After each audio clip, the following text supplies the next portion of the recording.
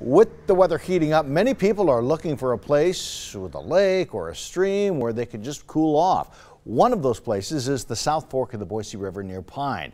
But there's a spot on the South Fork that some locals say could be deadly. 6 on Your Side's outdoor reporter Steve Liebenthal shows us why some Pine residents are concerned about a stretch they call the graveyard. The Pine-Featherville area is one of many places close to the Treasure Valley where people escape the city to enjoy the outdoors. And when the weather heats up, Terry George gets very busy renting rafts and tubes to people wanting to float the South Fork Boise River. He says many unsuspecting floaters end up in a place some locals call the graveyard. They call it the graveyard because most of the people that go through there, their rafts get flattened out and their inner tubes get flattened out, and they basically felt like they were about ready to die as well. This tree has been in the river for at least 2 years, and the natural hydraulics pull anything or anyone floating on the river straight into it. With the floating season heating up, George believes it's just a matter of time before someone loses their life here. The paramedics had a rescue down here 2 weeks ago that somebody had gone underneath that, so it's going to happen. In Boise, the fire department clears hazards like this from the Boise River.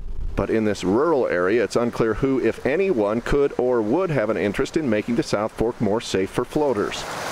We spoke to the Boise National Forest, who maintains the Elks Flat campground just upstream, and were told the river is not in their jurisdiction. Stephanie Church from the Mountain Home Ranger District says Elmore County has permission to access Forest Service land to remove the hazard, but the sheriff's office says it's not the county's responsibility. Both point out that this is a natural river with natural hazards, and a sign at the campground warns people that if they float, they are doing so at their own risk.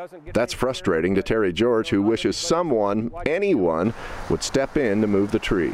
So it is a wild river, you know, South Fork of the Boise is wild, but this is a little bit too extreme wild for flotation devices. Something has to be done before somebody dies. George encourages anyone planning to float to stop by his shop for information about safely floating the South Fork.